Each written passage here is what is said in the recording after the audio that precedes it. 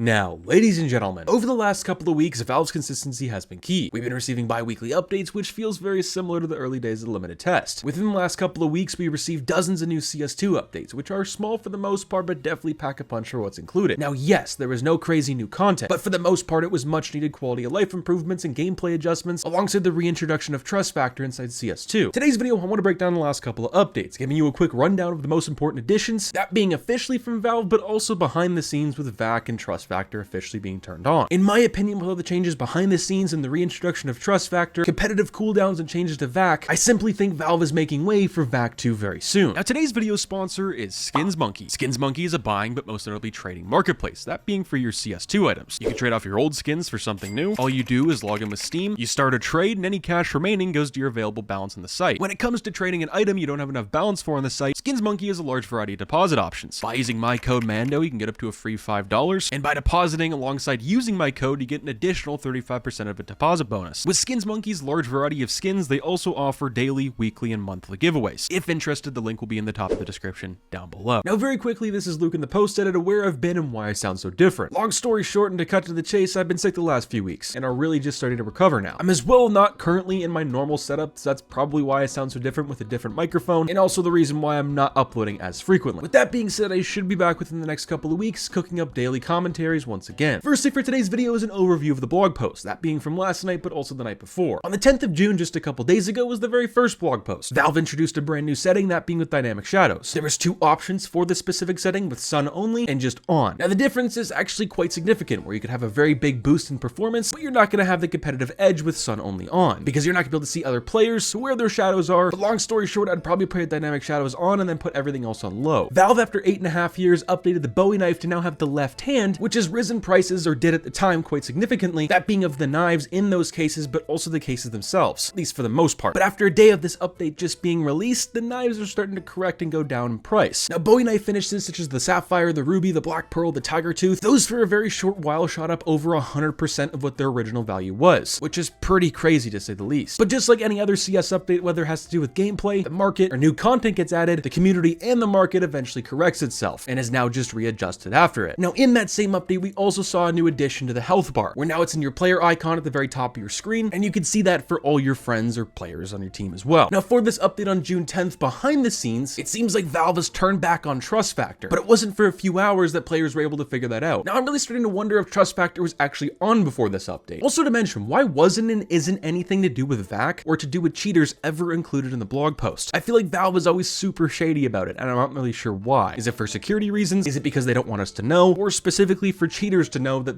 well, Valve is coming after them? Now, it seems as if before the Trust Factor was turned on, officially where you can see it in the lobby, if you were griefing a bunch with your teammates or maybe some of your friends, by killing some of your friends in your team, flashing your teammates a lot, getting kicked a bunch, and just things of that nature, your Trust Factor is probably going to be pretty bad. And it leads me to my question is, was this on before, just we couldn't see the Trust Factor was actually working? And now that Trust Factor's on, are those people who were trolling their teammates because they didn't really know about it, are they now going to be paired up with a bunch of cheaters, which we will get into very soon? And then of course you have the blog post from last night on June 11th. There's 4 different categories, and we're going to start off the very first one, that being animation. Valve fixed a case where weapon animations would play incorrectly when inspecting while reloading. The second category, I'm just going to summarize it for you, is for audio. Valve fixed voice chat. After hopping into a game with some of my friends, and from what people have reported, the bugs of voice chat not really working, but also as soon as you click your C, your K, or whatever button you use for voice chat and it doesn't work, long story short, just a lot of problems with it are now fixed. Now, the second to last category up is network, where it seems as if Valve improved the connection quality in the presence of jitter or loss by automatically adjusting the user command pacing so that commands arrive at the server earlier. Now, what this specifically means, I'm not 100% sure, but what it sounds like anyway